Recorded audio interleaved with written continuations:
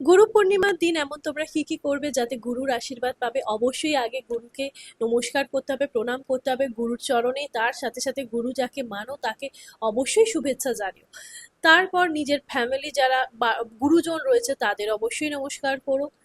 এই দিনে গ্রাউন্ডিং মানে মেঝেতে বসে মেডিটেশন করলে অনেক বেশি বেনিফিট পাওয়া যায়। মুনের এনার্জি খুব ভালো থাকে, তো এই দিন যদি পারো তাহলে অবশ্যই মুন ওয়াটার বানাবে।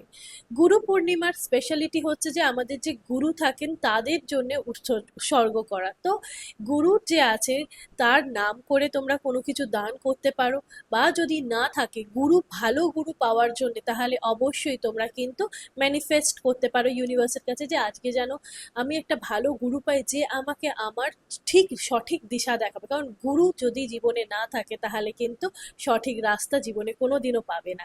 সেজন্য এই গুরু পূর্ণিমাটাকে ভালো করে ইউটিলাইজ করো। রাধে।